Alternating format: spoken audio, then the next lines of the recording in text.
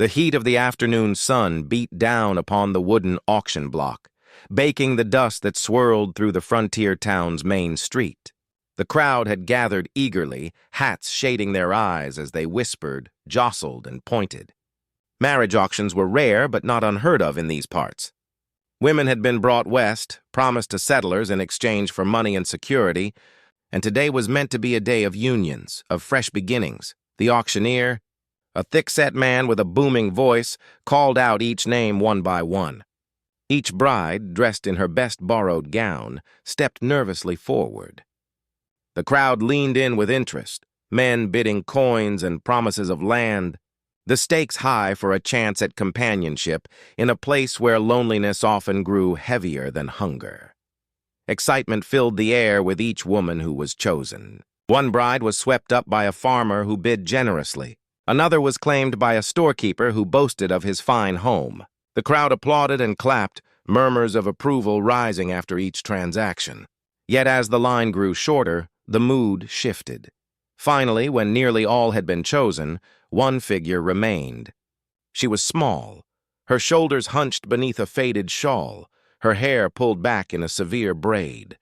She stepped onto the platform slowly, as if bracing herself against a storm. Her eyes were lowered, refusing to meet the stares that pierced her from every direction. This was the final bride, the one the whispers had warned about. A hush fell over the square. The auctioneer's voice faltered slightly as he announced her. "And here we have our last fine lady, ready to make a home with the right man." His usual confidence seemed to waver. The silence from the crowd grew uncomfortable. No bids came. The auctioneer cleared his throat and called out a starting number, his hand slapping against the wood to encourage the crowd. Still no one answered. Instead, there were murmurs. "She's plain. She brings bad luck. Heard her family left her." Men who had cheered loudly for the others now shifted their feet and looked away. Women in the crowd leaned in close, their whispers sharp as knives. The young woman's hands twisted together in front of her, her knuckles white. She had traveled so far, clinging to the hope that someone, anyone, would want her. Each passing second was a humiliation deeper than the last, pressing on her chest until she could scarcely breathe. The auctioneer tried again, lowering the price. His voice grew strained. "A strong pair of hands, someone who can keep a home. Come now, who will claim her?" But the silence stretched. Tears pricked at the corners of the woman's eyes, though she forced herself to keep her chin lifted just a little. To be sent away now would mean more than just rejection. It would mean the end of her last hope for a family, for safety, for belonging. She could not go back east. There was nothing for her there but hunger and shame. And here, in this dusty town, it seemed there was nothing for her either. The auctioneer sighed heavily, his voice dropping to a mutter. "Last chance! Is there no man here willing?" The crowd shifted, restless, already losing interest. For them, she was just a shadow left behind, unworthy of a second thought. And so she stood on the wooden planks of the auction block, alone beneath the weight of their stares, the final bride no one wanted. When the crowd turned away and the silence lingered, the woman on the auction block felt the weight of every rejection she had endured in her life settle over her shoulders once more. She had grown used to being overlooked, passed by, and cast aside, but standing exposed before strangers with not a single man willing to lift a hand carved a fresh wound deeper than all the others. Her name was Clara, though few in town bothered to remember it. She had learned long ago that names only mattered when someone cared enough to say them with kindness. For most of her life, her name had been used only in scolding tones or in pitying whispers. Her earliest memories were not of warmth or safety, but of being left behind. As a girl, Clara's parents had struggled through famine and hardship, and when food became scarce, they had sent her into service with a wealthier family, believing she would have a better chance of survival there.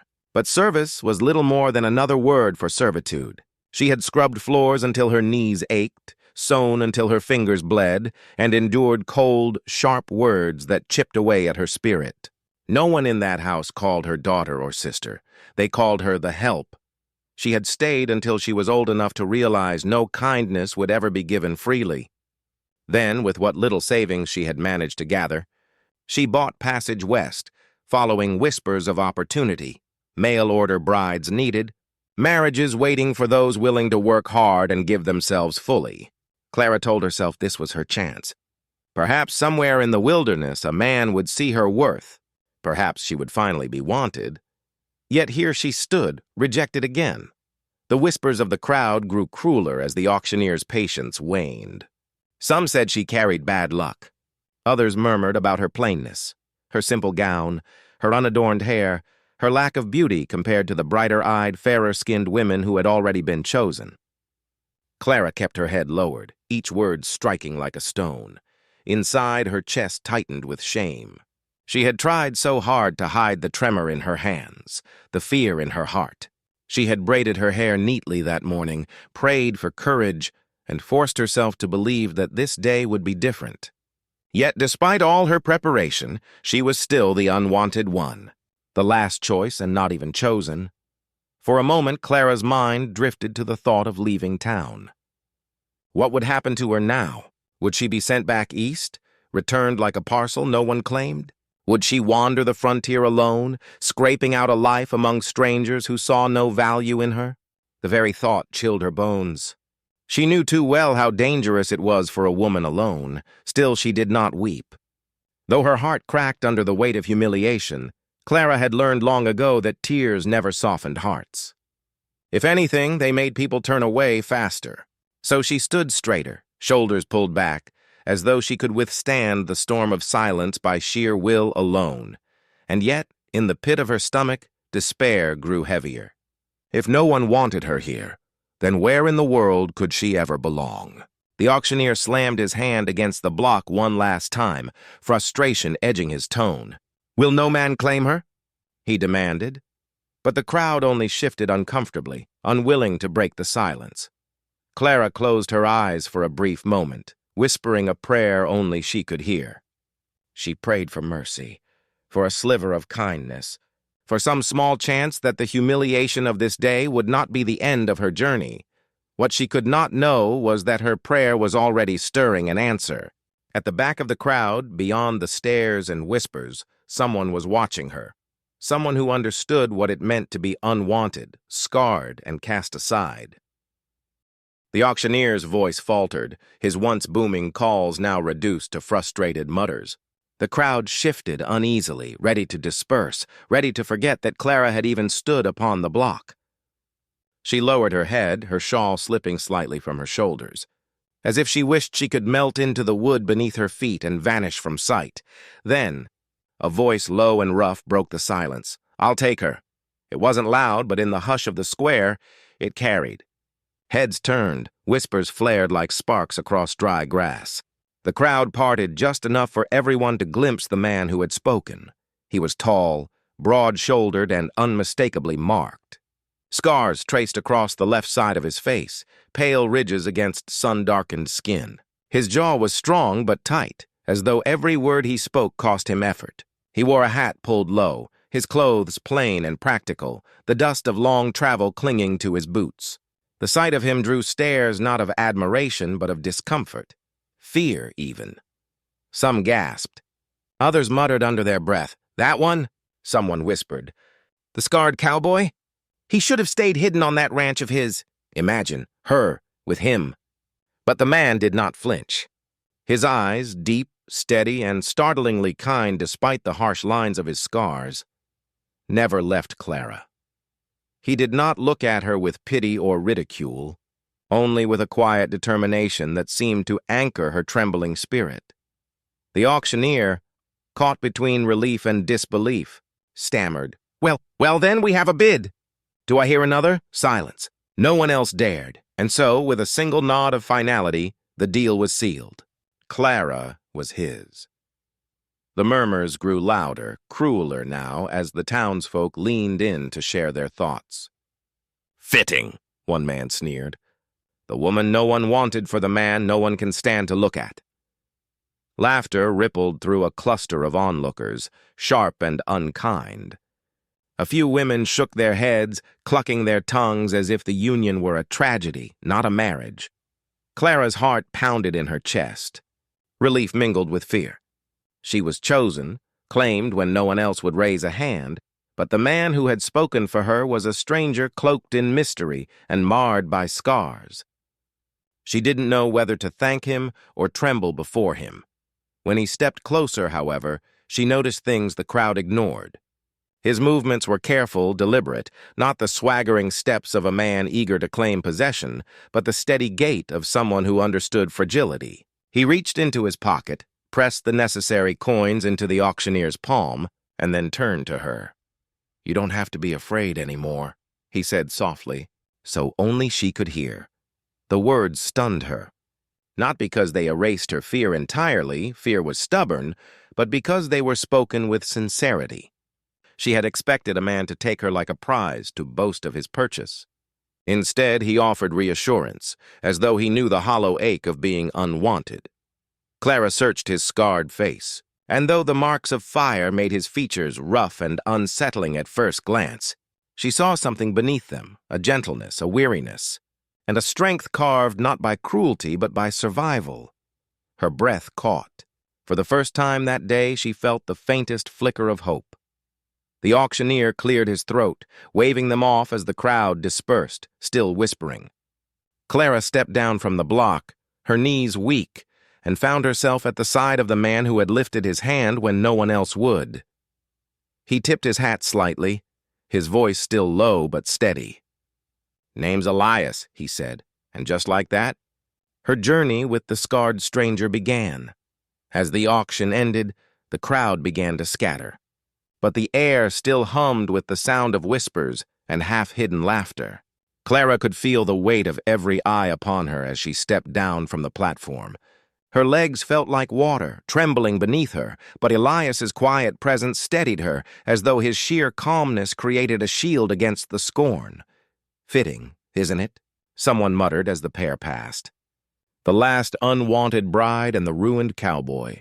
"A cursed match if I ever saw one. God help them," another woman sighed dramatically, though her eyes glimmered with cruel satisfaction rather than sympathy.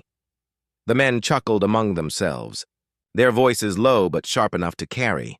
"Reckon he's desperate taking her. Maybe she's desperate enough to stomach him." Their laughter followed like thorns snagging Clara's dress. Clara kept her gaze low, cheeks burning.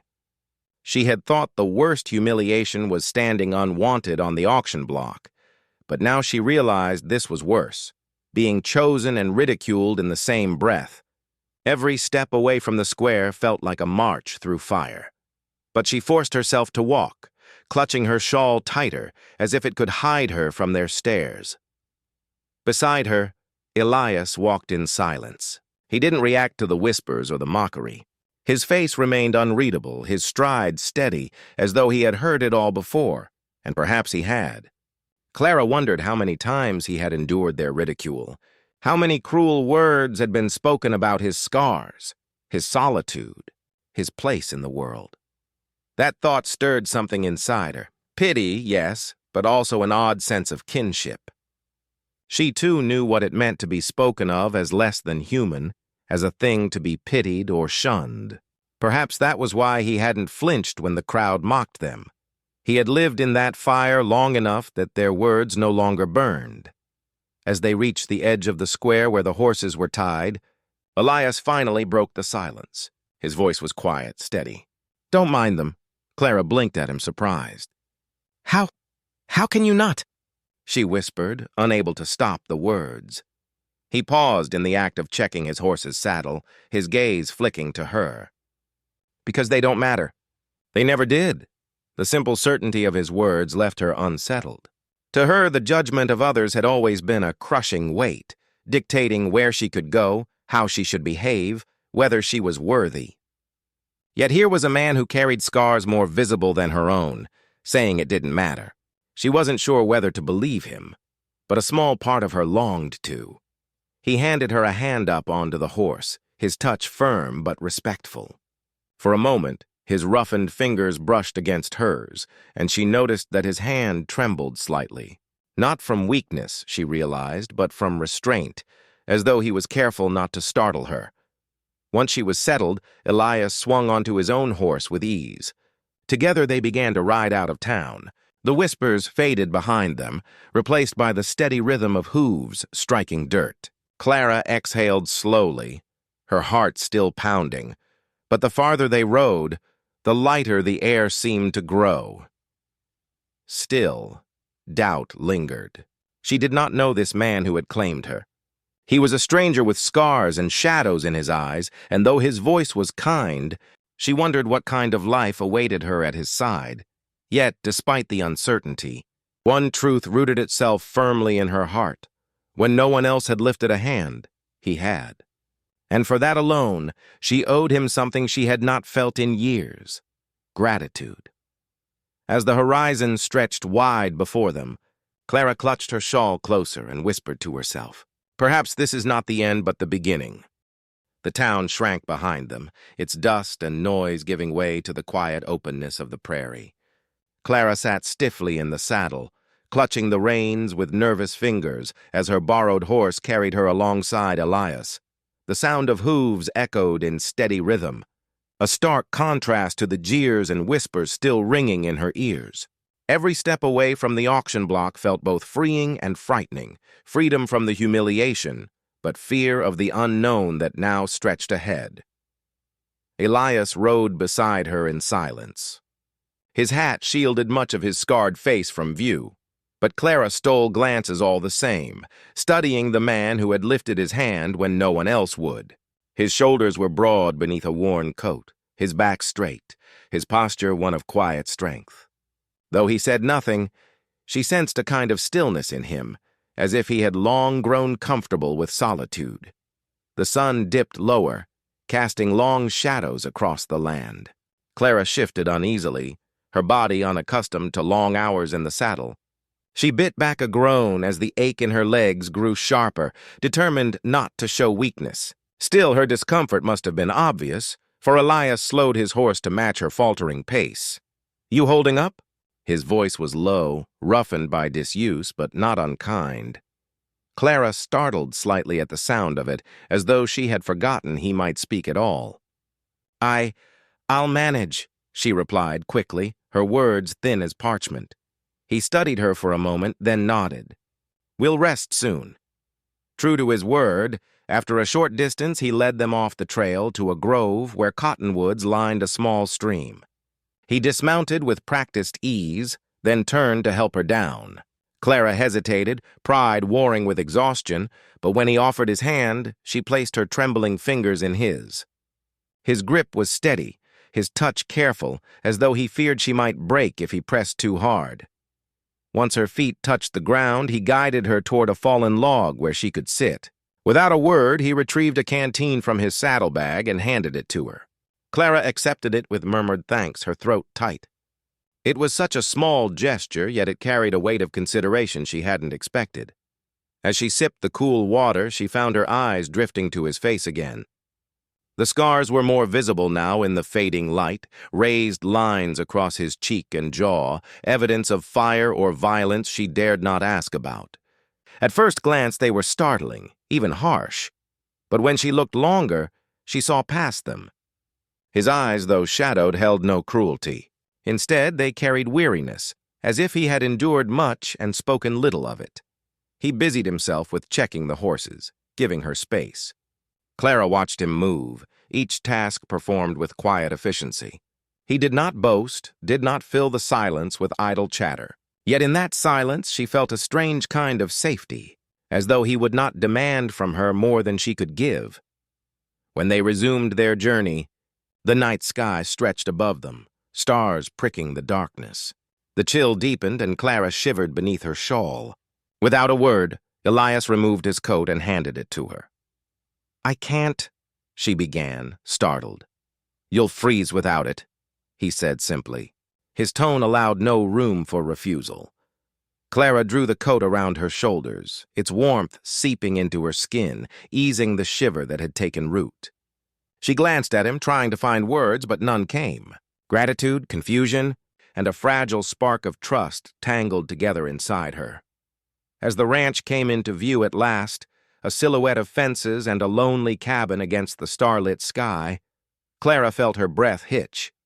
This place would be her new home, for better or worse. She did not yet know the man who had brought her here, nor the life that awaited within those walls. But for the first time in years, she carried with her something that felt dangerously close to hope.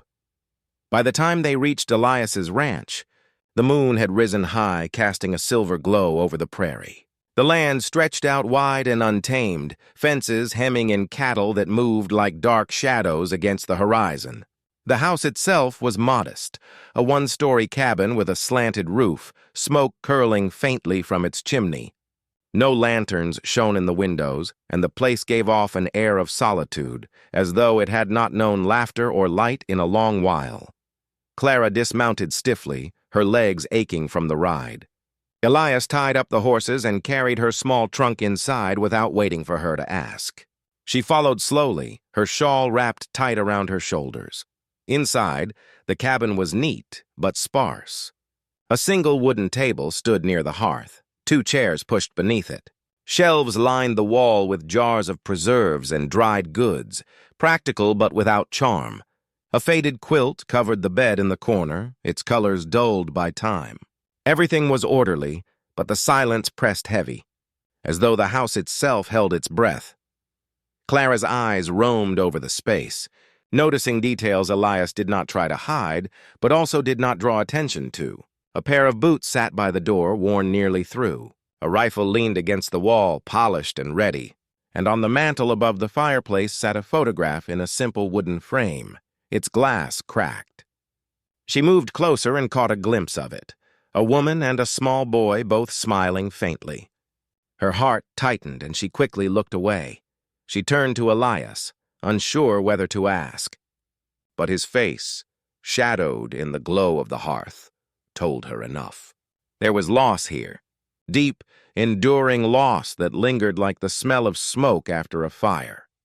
"Not much," he said quietly, as though apologizing for the home. "But it'll keep you warm." Clara nodded, her voice caught in her throat.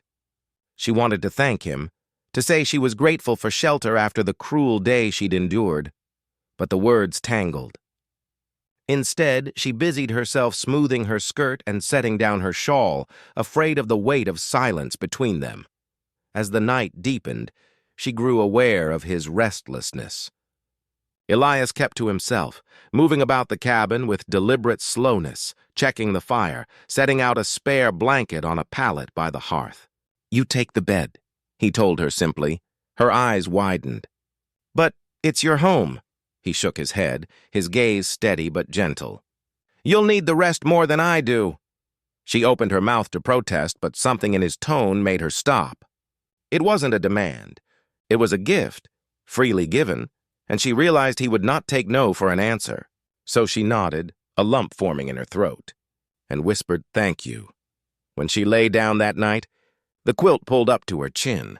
Clara could hear him shift on the floorboards, settling onto the pallet. But sleep did not come easily. In the darkness, she heard him stir, muttering low as though caught in dreams that troubled him. At one point, he sat upright, his breathing ragged before lying back down again.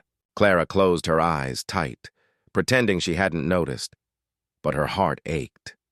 This man, scarred inside and out, had carried pain long before she arrived. And though she barely knew him, she felt the faintest thread of connection binding them. A shared solitude, a shared exile from the warmth of belonging. As dawn crept through the cracks in the shutters, Clara realized this house of silence and shadows was now her home. It was not grand or welcoming, but perhaps if she dared to hope, it could become something more. The days that followed were marked by quiet routine. Clara woke each morning to the sound of roosters crowing and the creak of Elias's boots on the porch as he began his chores before dawn. She would lie still for a moment, listening to the sounds of his movements, the clang of a pail, the low murmur he used with the horses, the scrape of wood against metal as he mended something by hand.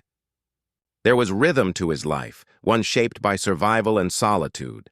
At first, she felt like a guest, tiptoeing through the cabin as though she had no right to touch anything.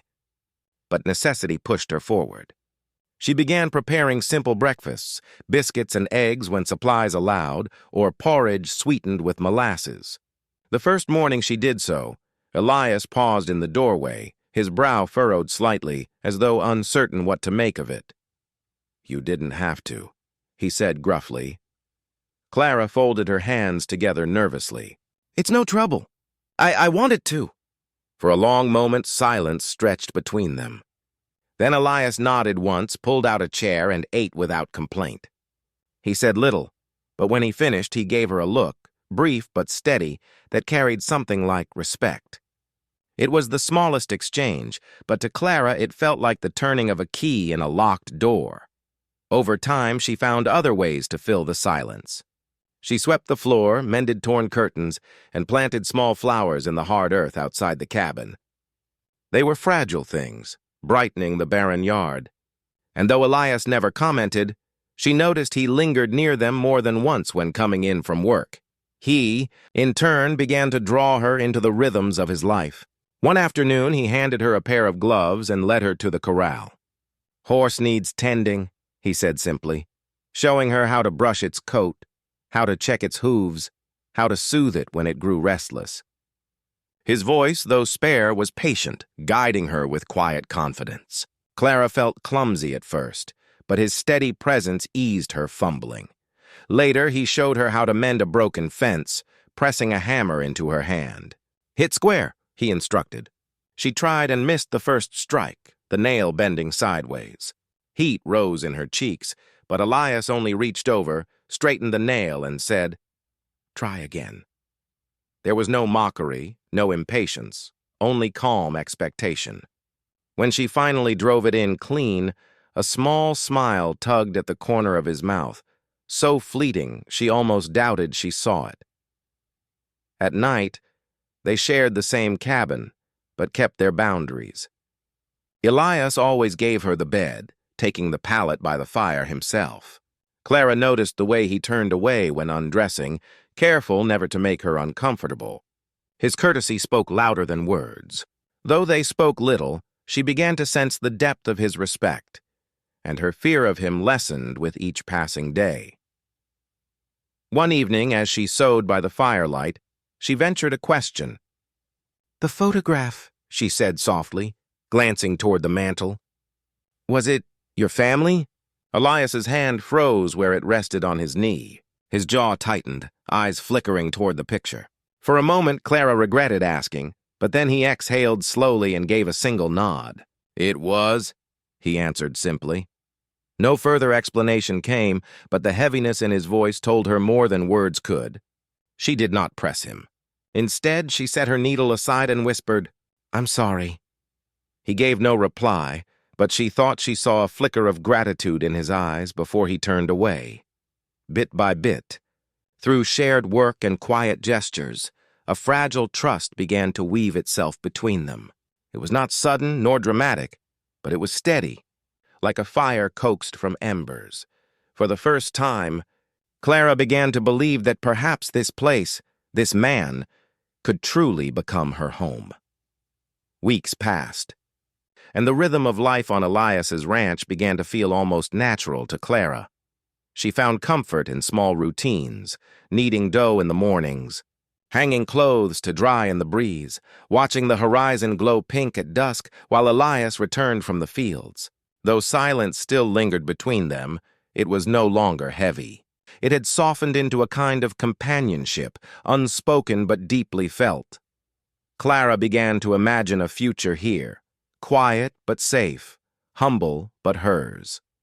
The jeers of the townsfolk had faded into memory, or so she thought, but the world has a way of sending shadows back.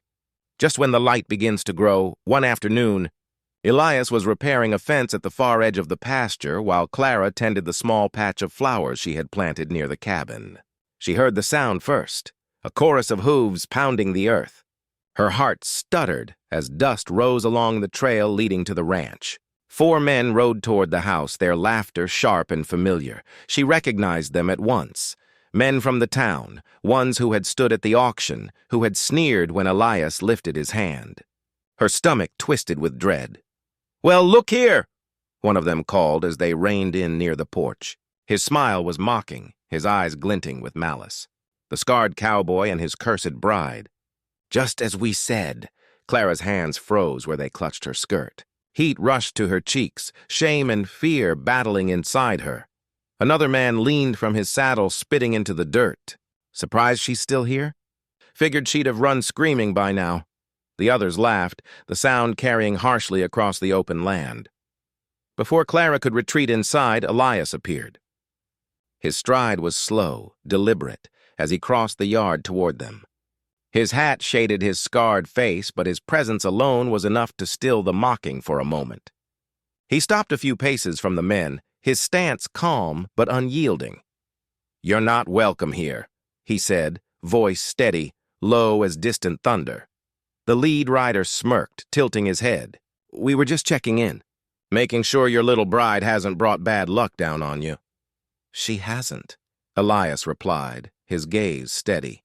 "Now leave." The man's smirk deepened. "Protective, aren't you? What's the matter? Afraid she'll hear the truth? That she's a burden no man wanted?" Clara flinched as the words struck, old wounds ripping open inside her. She had tried so hard to believe she belonged here, but their laughter dragged her back to that auction block, standing alone while no one raised a hand, her voice caught in her throat. Part of her wanted to run inside, to hide from their jeers, to escape the shame curling hot in her chest. Another part of her, smaller but fiercer, wanted to stand her ground. Yet her feet would not move, her body caught in the grip of fear. Elias did not move either, but his stillness held power. "Last warning," he said evenly. "Get off my land!" The air grew taut, the men shifting uneasily in their saddles. Though they outnumbered him, something in Elias's scarred face, in his steady gaze, made them hesitate. After a long silence, the leader spat again, gave a sharp tug on his reins, and turned his horse. "Come on, boys! Let the scarred fool and his cursed woman rot in peace." Their laughter faded as they rode off, leaving behind a trail of dust. Clara stood frozen, her chest rising and falling in ragged breaths. Shame burned hot in her veins, mingling with anger. When Elias turned back to her, she couldn't meet his eyes. "They're right," she whispered, barely audible. "I was the bride no one wanted." Elias's expression softened, but his voice carried quiet steel. "They're wrong," he said. "You're here. You belong. Don't let their words steal that from you." Her throat tightened, tears stinging her eyes. She wanted to believe him, but the past clung to her like a shadow, whispering that she was unworthy. And so the fragile peace between them was tested. Not by the land, not by hardship, but by the cruel echoes of the past that refused to let go. The encounter with the townsmen lingered like smoke that would not clear. Even after they had ridden off, Clara felt their laughter echo in her chest, pulling her back into the helplessness of that auction day. For hours she avoided Elias's eyes, burying herself in chores that needed no doing, folding and refolding linens, scrubbing the same wooden table until her hands ached. The shame gnawed at her, the truth of being unwanted, the memory of standing alone while men dismissed her with cruel glances. But as dusk fell, Clara stepped outside.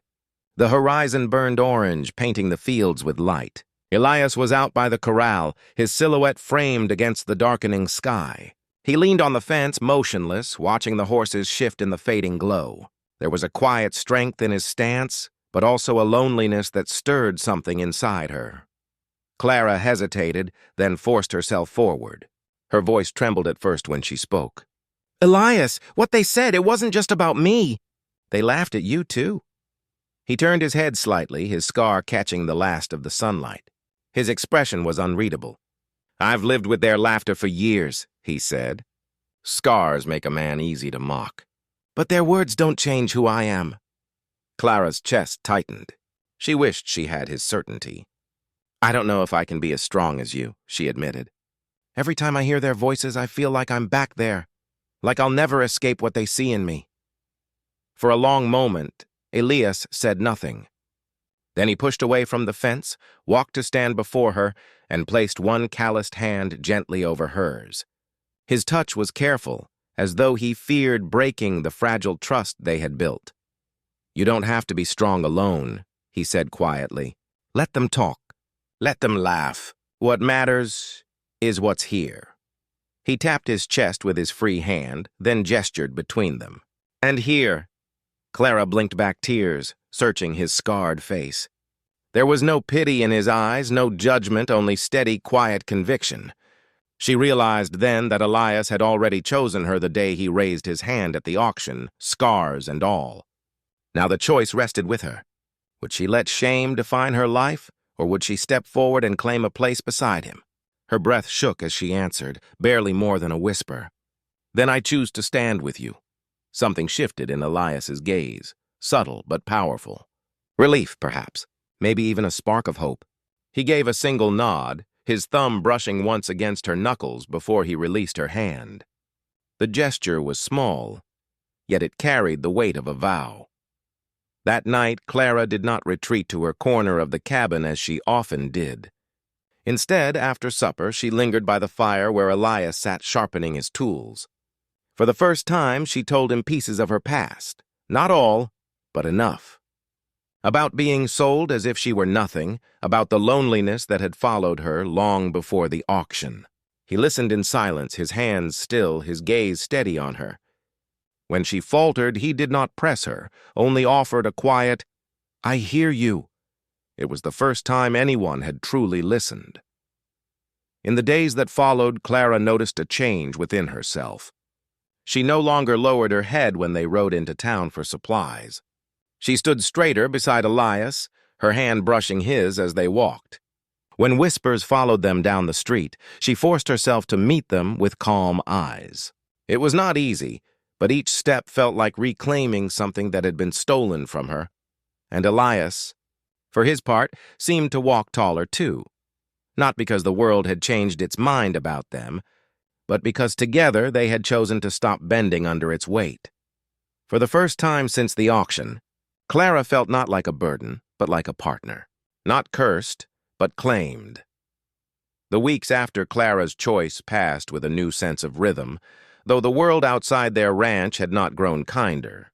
Whispers still rose when they went into town. Men still sneered at Elias's scars, and women still turned their eyes away from Clara as though she carried a curse. Yet something fundamental had shifted between them. The words no longer cut so deeply, because Clara and Elias had begun to measure themselves not against the world's cruelty, but against the quiet strength they had found in each other. Life on the ranch was far from easy, but it was honest. Clara took to tending the garden with determination, coaxing green shoots from stubborn earth. Elias showed her how to handle tools, to mend a roof, to drive a stubborn mule. He never coddled her, never treated her as fragile. Instead, he trusted her with real work, and that trust built her confidence piece by piece. At night, when the chores were done and the fire cast its glow over the cabin, they shared a companionship that grew warmer with every passing evening. Sometimes they spoke about little things like which seeds might grow best, or stories Elias remembered from his childhood before the fire. Other times they simply sat together in silence, the kind of silence that felt full rather than empty. Clara began to look forward to those evenings more than anything. One evening, after a long day of mending fence posts, Elias brought in a wooden box. He set it on the table awkwardly, as though uncertain how she might receive it. "For you," he said, his voice gruff but quiet. Inside, Clara found a folded piece of fabric, simple but lovely, patterned with faded blue flowers. A dress, carefully mended, the seams stitched by his own hand. She traced the threads with trembling fingers, her throat tightening. "You made this?" Elias shifted, clearly uncomfortable under her gaze. "I tried. Don't know much about sewing, but I figured you ought to have something new, something that's yours." Clara swallowed hard, her vision blurring. It wasn't just a dress. It was proof that he saw her, that he wanted her to belong, not as a burden, but as a partner in this life. She rose, the fabric pressed to her chest, and before she could lose courage, she leaned forward and touched her lips gently to his cheek. Elias froze, as though stunned. Then slowly his hand came up to rest against hers. rough and warm. He didn't move closer, didn't demand more, but the quiet acceptance in his eyes told her that the door between them was open now, and she had stepped through it. From then on, the bond between them deepened. Not in sudden grand gestures, but in the countless small ways they chose each other daily. Clara found herself laughing more, sometimes even at Elias's dry, unexpected humor. He in turn grew gentler in his words, offering not just instruction but encouragement. Their partnership became less about survival and more about living, about planting roots together in soil that once seemed barren. Seasons shifted. The flowers Clara planted by the cabin bloomed brighter, their colors defiant against the hard earth. Elias built an addition to the cabin, hammer ringing through the valley, and when Clara asked what it was for, he answered simply, "For the family we'll have." The words struck her like a sunrise, quiet, inevitable, and full of promise. The memory of the auction still lingered, but it no longer defined her. She was not the bride no one wanted.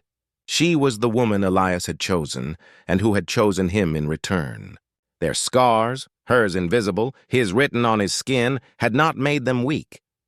They had made them strong together. One evening, as the sun set in fire and gold across the fields, Clara stood beside Elias on the porch. He reached for her hand, their fingers lacing easily without hesitation. For the first time, she felt no fear of the world's eyes, no shame of her past. The ranch was quiet, the air filled with the scent of earth and blooming flowers. It was not a grand palace, nor a story of riches, but it was theirs. And in that moment, Clara knew they had built something greater than what the town had ever denied them. Not a burden, not a curse, a home. And in Elias's scarred but steady hand, Clara found her future.